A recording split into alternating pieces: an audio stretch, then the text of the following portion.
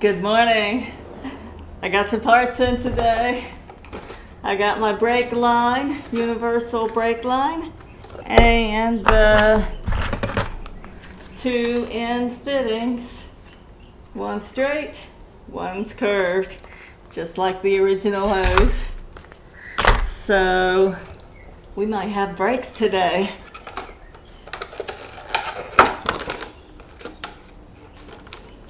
So I stopped by the auto parts store on the way home and got some thread locker.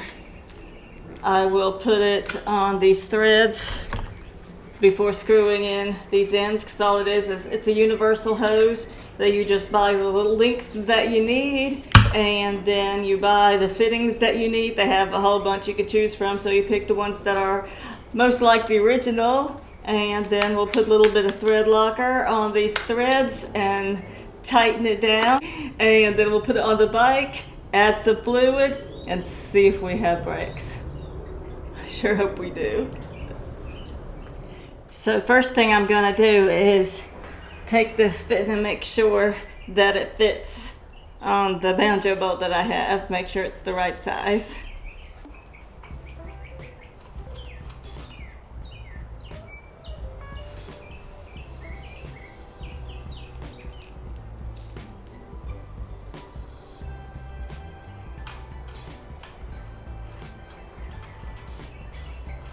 Yep, that looks good.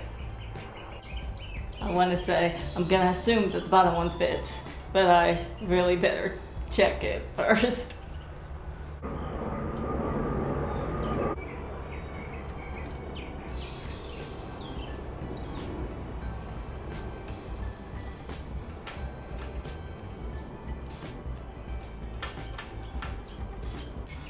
Yep, that should work. And now let's measure the line.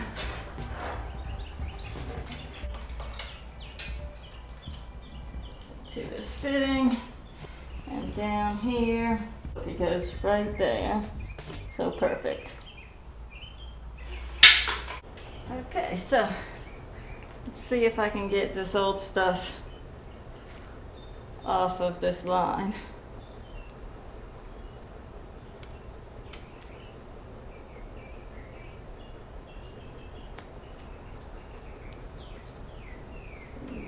Grommet,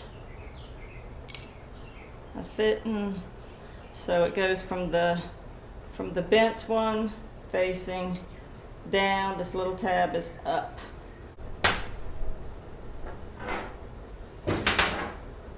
And it doesn't look like I'm going to be able to get the other stuff off of it, but that is totally fine, because I don't think I need it except for this, because that holds on to the bottom of under the tachometer. Just like that. And now a little thread locker.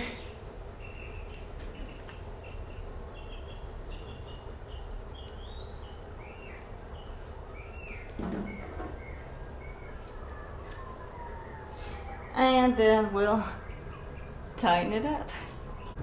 It's actually an 11 millimeter fitting, and I do not have an 11 millimeter. So I'm just gonna tighten it up with the plier, with the channel locks, and stick this in the bolt, turn it a little bit to make it tight.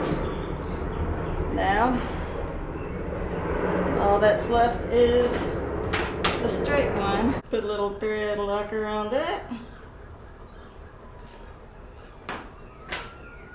And tighten it up. Now let's put it on the bike for good. There's a little washer under here, so you gotta be careful not to drop it.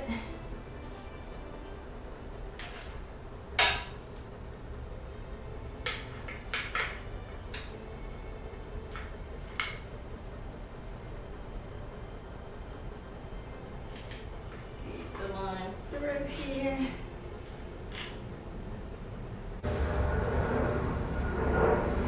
And tighten that up. Need to remember to come back with a wrench on that one. Alright, we got that attached, and so now we need to feed it down through. It goes on the inside of here, and then it goes through this. And now let me grab that banjo bolt.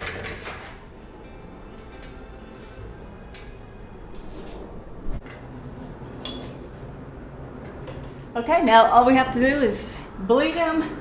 We'll grab some brake fluid, see if it pumps through, and we'll check and see if we have brakes on this. Look at that.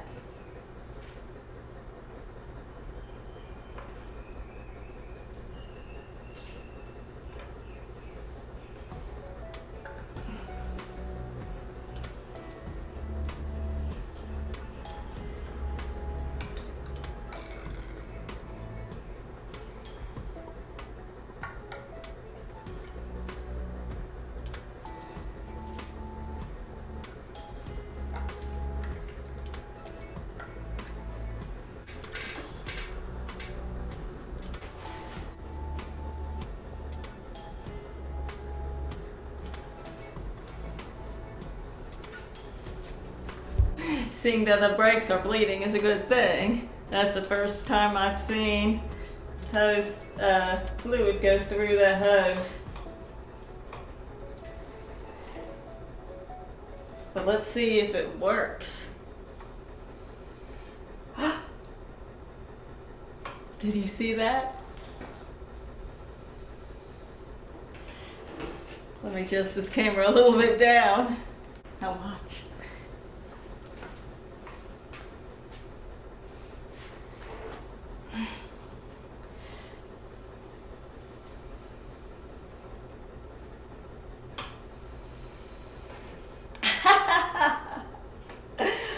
Those are some soft shocks.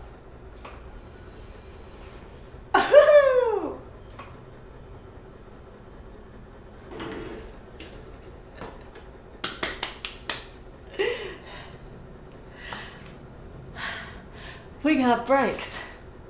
When they sold us this, he said there's no brakes, and it was the handle was just floppy. It felt like, you know, on a bicycle when the cable is missing.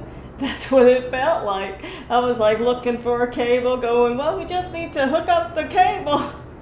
But it's a hydraulic system with a brake master cylinder and a hose and calipers, and I fixed it all, and now it works. So I am super excited about that. Well, brakes was the one thing that was holding me back. I really didn't want to drive it without the brakes, and so I wasn't really rushing anything. And now that I know that the brakes work, it's kind of like a kick to say, get this bike going so we can drive it. So I'm still waiting on a couple parts for my carburetor to keep it from leaking. I really don't want the bike to catch on fire while I'm trying to drive it, so I really don't need gas leaking all over the place. But other than that, it should be good to go. I'm pretty excited about it, and I'm gonna get this bike running for y'all and for me. But thanks for watching. Y'all have a wonderful day, and we'll see you soon. Take care. Bye-bye.